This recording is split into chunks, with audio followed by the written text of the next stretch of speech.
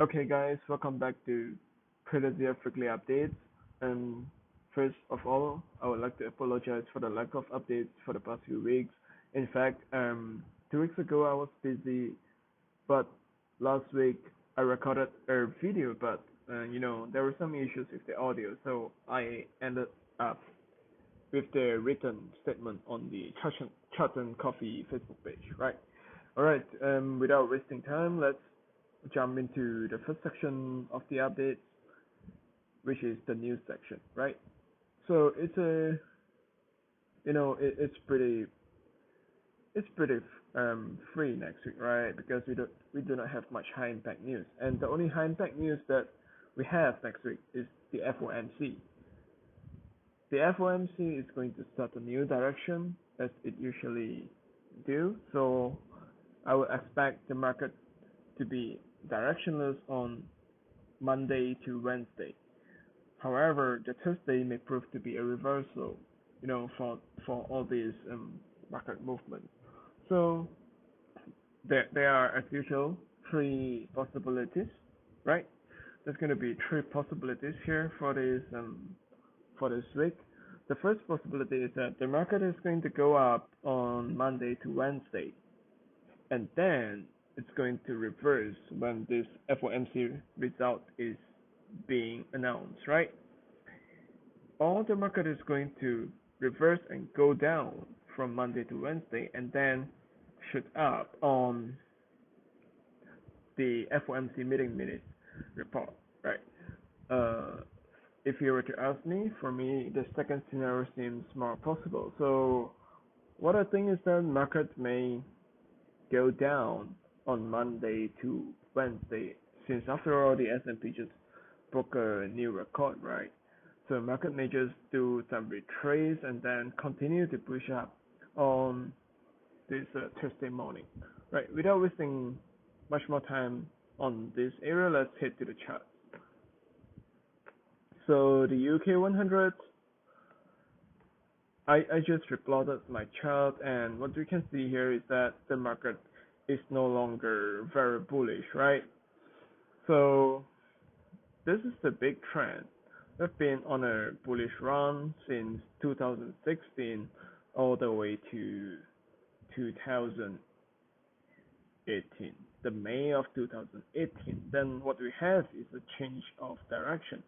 We had sell down to around 6,500. I think this area was due to this Huawei CFO getting caught, right? And we have been on recovery stage ever since early late December last year, right? So this is one way we can see it. Okay, we can see the market as being bullish by drawing a line here, right? If we were to draw it this way, the market would still look pretty bullish for now. So what we can expect is that the market is going to come back to 7 to 20 area retest and push all the way back up to 700 areas. This is one of the possibilities, right? And the other possibility is that what we're seeing is an ascending triangle. We have this support going up, and we have this resistance getting lower, right? And what you're seeing here is a small price squeeze. So the best way to trade the UK 100 right now is that we want to let the market tell us what to do, right? If this area, 7 to 30 area support, then we can be, rest assured to enter a long position. Enter a long position on this 7 to 30 area, and your stop loss must be somewhere below, right, 7,000. If you want a very safe position, you just enter somewhere near 7 to 30, then you risk maybe 30 pips, right? 7 to 30 to 190 or 180, 30 to 40 pips, and you move your stop loss to break even once the price reach somewhere around 7,500 area, right? Or you can just scalp a short trade or things like that. The market will have to break above the 7520 area in order to reach 7700 areas, right? If the market were to break below 7230 and stay below 7230, there's a very high possibility that the market can easily retest these 670 areas. So for long-term longs, I would suggest that we take a look at the price somewhere around this 6700 areas to this 6880 areas. So this would be the very best buy for longs. And for shorter term trade, you can just follow my earlier trading suggestions, right? That's all for UK 100. So for Hong Kong, what we can see is that the market is no longer showing signs of positive uptrend, right? Despite seeing this sloping support at this area, what we can see on a larger trend is that ever since the May of this year, we've been seeing a downward channel, right? So this is the starting point. This is where it first got rejected, and this is where it continues to hit the sloping resistance. And what we're seeing here is some slight recovery. So if you were to ask me right now, should I long or should I short next week, right? The obvious answer would be short. Despite seeing this as a sloping support, I would say that due to the political influences in Hong Kong, this area is not likely to hold, right? This area is not likely to hold, and this area is very weak. So you can take this as an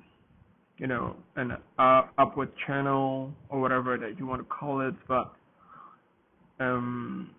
it ain't really positive if you were to ask me right now.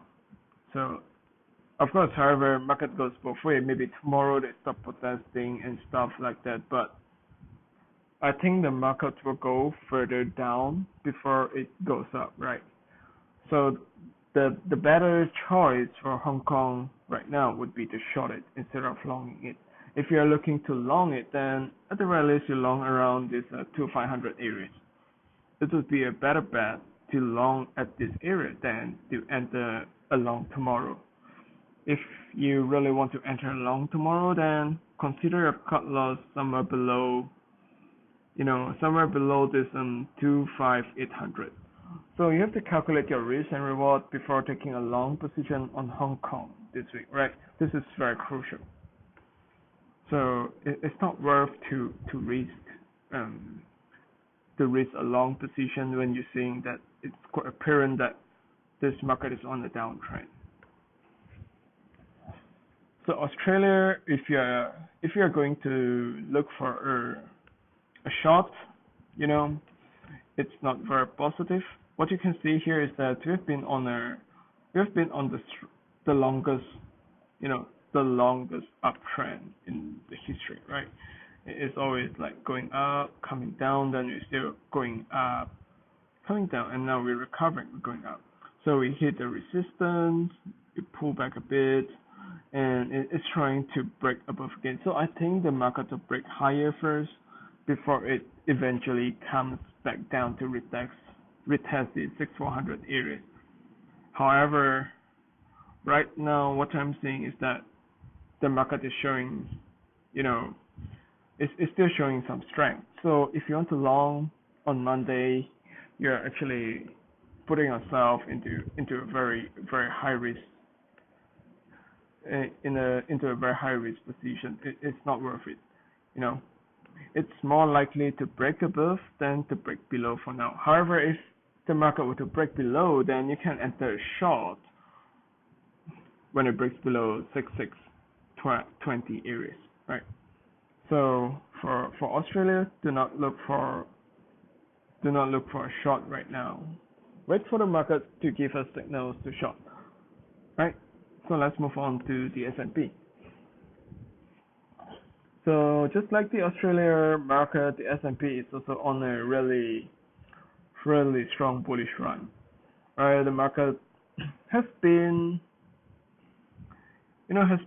has been affected by a few bad news. Maybe not a few, maybe quite a lot of bad news. However, the market is still growing strong due to this strong fundamentals, good report earning and stuff. So this Donald Trump impeachment is not going to make the market drop. This trade deal speculation is not going to make the market drop. The only way the market is going to drop is that China pulls out of the trade deal completely, or that the FOMC says something that is not beneficial to the country, right? So I expect the market to go higher first, or maybe sideways on the first 3 days of the trading days. And if we are to see a reversal, right? If we are to see a reversal on maybe Thursday, right? It's going to be a pretty long to the reversal pin bar. And if that were to happen, right, the market may eventually come back to these yellow areas. So basically these two yellow areas, 2940 to 3000, and this 2815 to 2865, these two are really strong buy areas for me. Okay, so I wouldn't look for a long right now, and I wouldn't simply jump into a short right now. So basically what I would do is I will sit and wait for the market to tell me what to do, right? So I'm pretty neutral on this right now. I'm pretty neutral on the S&P 500. So right, I'm not going to do anything until I get a clear direction. And okay, that's all I have for my indices update this week. I'm going to do some Bursa update this week. It's been a while since I do that, right? So this is LSOF.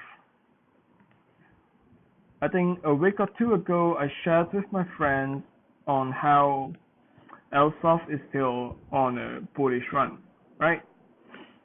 So what you can see here is that previously I mentioned that LSOF is going to go a lot higher. So we went up and we got rejected around $1.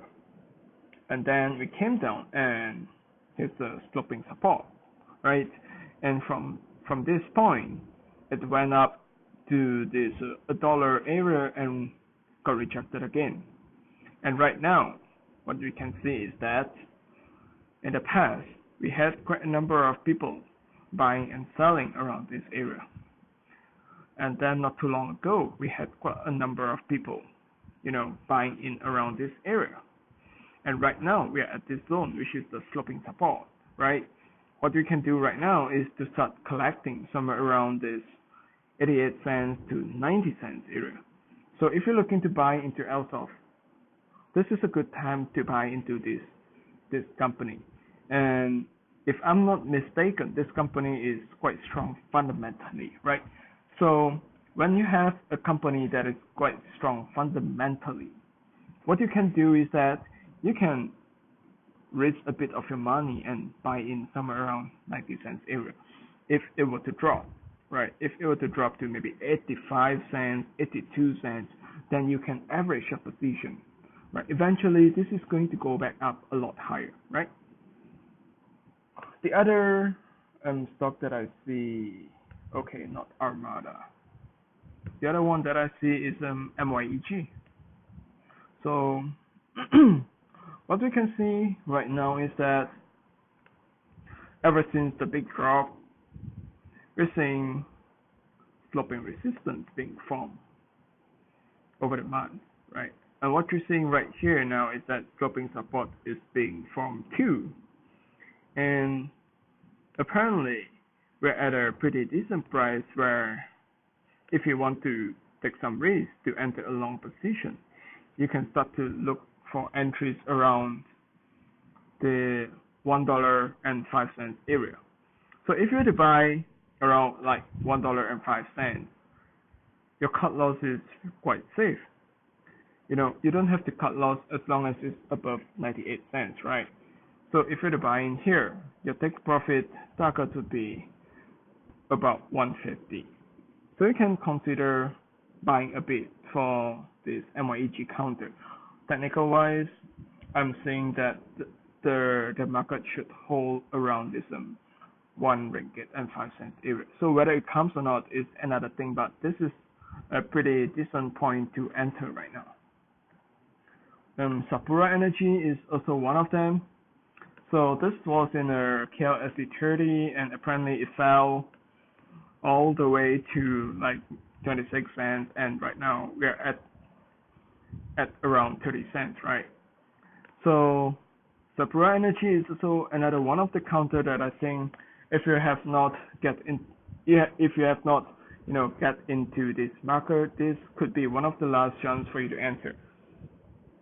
What you can see here is that we're retesting this sloping resistance, and that 26 cents, the price around 26 cents is a very strong support.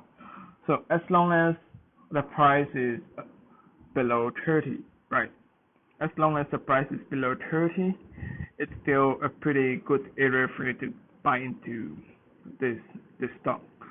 So fundamentally, I think they're doing quite well. They have quite a number of contracts. They've signed quite a few contracts this year. However, the contract signed has yet to reflect in the price of the stock, right? So I think this stock eventually will go back to somewhere around maybe $1, right? And what we can see here is that there have been signs of accumulation happening here. There's accumulation happening around this area. Unfortunately, it wasn't ready to go further up. Then you see people collecting at this point. And what do we see here? What we see here is that people are collecting at this point. So if you want to buy into like a decent fundamental stock at a cheap price, I think Sapura is one of them too, right? Okay, guys, that's all I have for this week. I hope this video helps you in your weekly trading, and I hope that my video continues to benefit you in a good way, right? Thanks for listening. Bye bye. I'll see you guys next week.